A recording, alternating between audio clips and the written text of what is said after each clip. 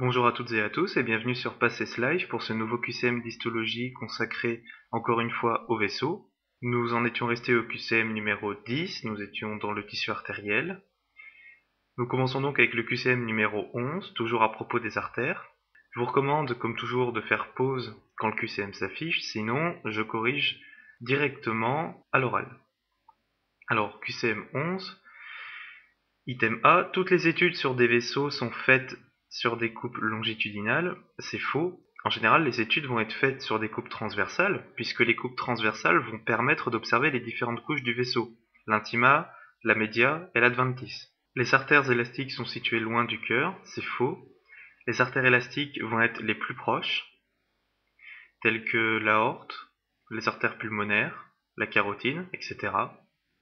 Les artères musculaires représentent la majorité des artères. C'est vrai, en termes de nombre et en termes de longueur, ce sont les artères musculaires qui représentent la majorité du tissu artériel. On peut utiliser le trichrome de Masson pour observer du tissu artériel, qui est un colorant fonctionnel. Alors c'est faux, puisqu'effectivement le trichrome de Masson peut être utilisé pour observer du tissu artériel, mais c'est un colorant topographique.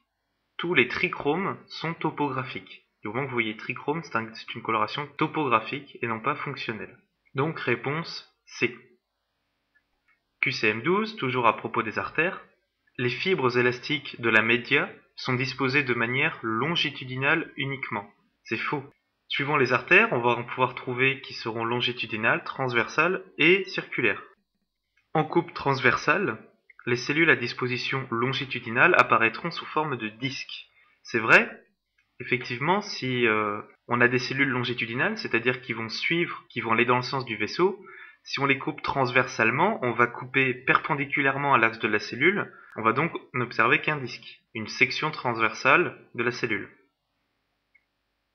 Les artères musculaires peuvent avoir un diamètre de 30 microns à une dizaine de millimètres, c'est vrai. Au-dessus de quelques millimètres, ce seront des artères plutôt élastiques qui seront les plus proches du cœur, telles que l'aorte, les artères pulmonaires, le tronc artériel brachocéphalique, etc.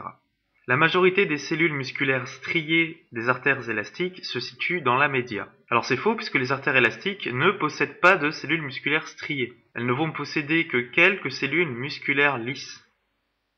Les artères musculaires par contre ne sont pas les seules à avoir des cellules musculaires, les artères élastiques en ont également, qui se situent intégralement dans la média. Elles sont beaucoup moins nombreuses que dans les artères musculaires, et ce sont des cellules musculaires lisses.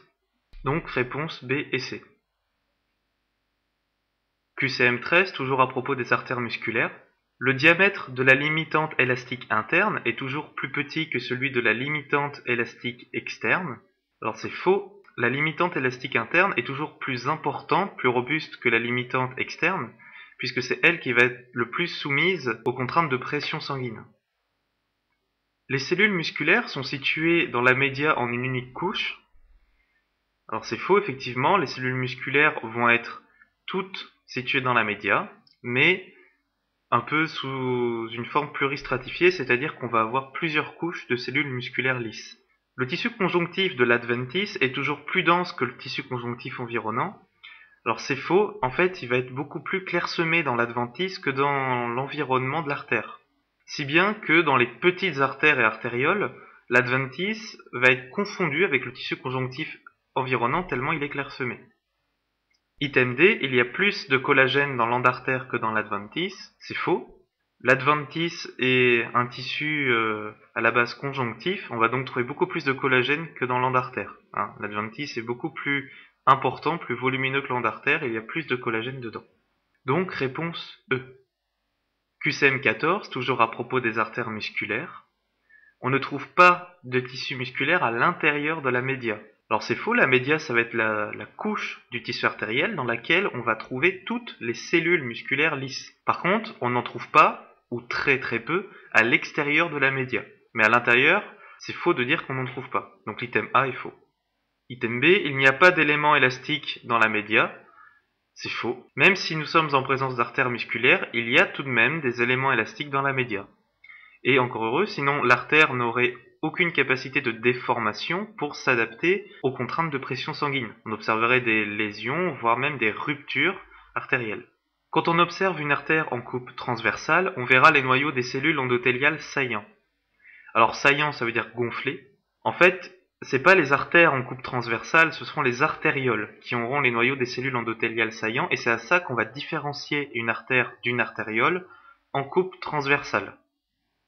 Je vous invite à chercher des images sur internet, on en trouve plein, des images de coupe d'artères musculaires. Item D, pour les artères de gros calibre, on trouve des vasa vasorum, une vascularisation intrinsèque, et des nerfs dans l'adventice. Alors c'est vrai, en effet, les artères de gros calibre vont avoir une vascularisation constituée de vasa vasorum, qui sont des tout petits vaisseaux sanguins, à l'intérieur de l'adventice. On va également y trouver des nerfs. Les nerfs, par contre, c'est dans les artères de gros calibre et de petit calibre. Dans toutes les artères, en fait, on va trouver des nerfs dans l'adventice. C'est ce qui va être responsable de l'innervation des quelques cellules musculaires qu'on va trouver dans les différentes artères, y compris les artères non musculaires. Donc, réponse D. QCM 15, toujours à propos des artères musculaires. Les nerfs dans l'adventice peuvent aller jusqu'à la média pour innerver les cellules musculaires et permettre leur contraction. C'est vrai, effectivement, puisque les cellules musculaires sont dans la média, si les nerfs s'arrêtent dans l'adventice, finalement, ils vont avoir aucun rôle. Le but, ça va être de rentrer dans la média pour aller innerver les cellules musculaires et commander la contraction de celles-ci. Item B, les noyaux des cellules musculaires sont plutôt aplatis. Oui, effectivement, quand on va observer des cellules musculaires dans les artères musculaires, on va plutôt observer des noyaux aplatis, en coupe transversale tout du moins. Au niveau de l'intima, les fibres de collagène et les fibres élastiques ne sont que longitudinales. Alors dans les artères musculaires, effectivement, c'est vrai. Item D, dans la média, l'intima et l'adventice, les fibres de collagène sont à disposition longitudinale. Alors c'est vrai, au niveau des artères musculaires, effectivement, le collagène est toujours longitudinal, que ce soit dans l'intima, l'adventice ou la média. Cependant, les fibres élastiques vont être longitudinales dans l'intima et l'adventice, mais dans la média, elles vont être aussi bien longitudinales que transversales. Ça à apprendre par cœur. Donc toutes les réponses étaient justes. Donc réponse A, B, C, D et E. QCM 16, à propos des artères élastiques, ce sont les artères les plus proches du cœur, avec un diamètre supérieur à 7 mm. Effectivement, ça va être les artères les plus proches du cœur et les plus volumineuses qui ont un diamètre supérieur à 7 mm. Item B, il y a plus de cellules musculaires dans les artères élastiques que dans les artères musculaires. Effectivement, ça tombe un peu sous le sens. Si les artères musculaires portent ce nom, c'est parce qu'on va trouver un plus grand nombre de cellules musculaires que dans les artères élastiques. Donc l'item est vrai. Item C, les cellules musculaires y sont appelées cellules rameuses du fait de leur orientation droite. Faux, justement, elles vont être appelées cellules rameuses du fait de leur orientation oblique. Ce qui fait qu'en coupe transversale, on va observer une forme un peu de rame de bateau. Donc on les appelle les cellules rameuses. Toujours dans les artères élastiques. Dans l'aorte, on compte moins d'une trentaine de lames élastiques dans la média. Alors c'est faux, pour vous donner une idée, dans l'aorte, on va en compter plus d'une cinquantaine de lames élastiques rien que dans la média. Donc, réponse A. QCM 17, toujours à propos des artères élastiques. Les fibres de collagène apparaissent perpendiculaires aux fibres élastiques. Alors ça va être faux, les fibres de collagène vont apparaître plutôt parallèles à ces fibres élastiques. Les fibres de collagène apparaissent en nombre relativement important. C'est vrai, dans les artères élastiques, on va trouver un nombre relativement important de fibres de collagène, effectivement. D'accord ? La limitante élastique interne apparaît sinueuse et relativement épaisse. Alors c'est vrai, la limitante élastique interne, c'est la limitante élastique qui va être la plus proche du sang, donc celle qui va absorber le plus de pression. Le fait qu'elle soit sinueuse, ça va lui permettre une capacité de s'allonger sous l'effet de cette pression, et son épaisseur va lui octroyer une certaine résistance. Item D, la limitante élastique externe apparaît peu dense et relativement discontinue. C'est vrai, effectivement, même sur les petites artères, on ne la voit pas. Les lames élastiques sont obliques et les fibres élastiques sont circulaires.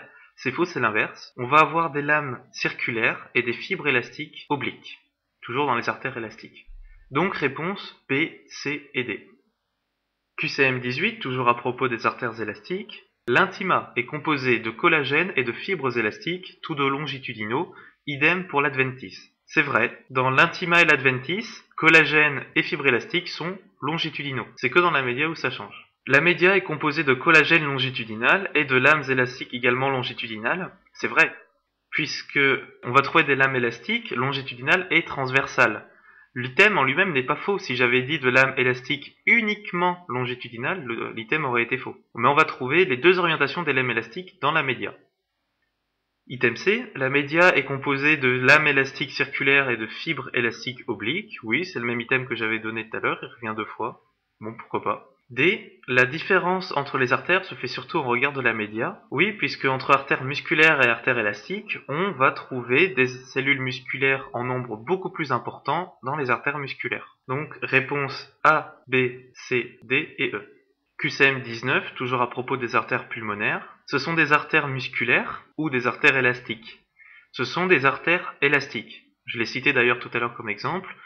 Ce sont des artères qui sont très très proches du cœur, puisqu'elles y sont même directement reliées, et toutes les artères qui sont proches du cœur, c'est directement élastique. Item C, leur intima est très mince, avec des lames élastiques longitudinales, et la média contient des lames élastiques uniquement longitudinales. C'est vrai, ça va être à la différence des artères élastiques. En fait, les artères pulmonaires sont une petite exception, du fait que les lames élastiques dans la média vont être uniquement longitudinales. On ne va pas avoir les deux orientations comme dans les autres artères élastiques. On observe un grand nombre de cellules musculaires striées.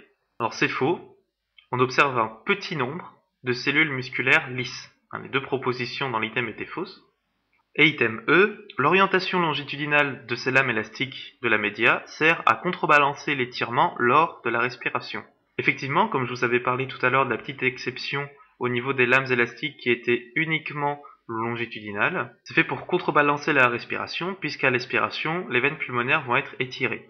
Donc réponse B, C et E. QCM 20, à propos des artères de transition et précapillaires, le tronc cœliaque est un exemple de passage brutal entre artères élastiques et artères musculaires. C'est vrai. En fait, on va repérer deux sortes de passages entre artères élastiques et artères musculaires. C'est soit le passage brutal, soit la transformation progressive. Le passage brutal, c'est on passe directement d'élastique à musculaire sans transition. Que la transformation progressive, on va avoir un changement de morphologie. On va avoir ce qu'on appelle une morphologie intermédiaire entre les deux types d'artères. Et pour la transformation progressive, on peut citer les artères axillaires, sous-clavières et iliaques primitives. L'item B était vrai. Les artères précapillaires sont de toutes petites artères de diamètre moyen 100 microns. Oui, effectivement, c'est la moyenne de leur diamètre. Item D, dans les artères précapillaires, le nombre de couches de cellules musculaires lisses va croissant. Alors c'est faux, puisque dans la progression des artères capillaires, on va de plus en plus se rapprocher des capillaires. On va donc avoir un diamètre qui va diminuer. On va donc trouver de moins en moins de cellules musculaires. Effectivement, les cellules musculaires sont lisses, mais leur nombre va décroissant et non pas croissant. Et item E, dans les artères précapillaires, la limitante élastique externe est bien visible.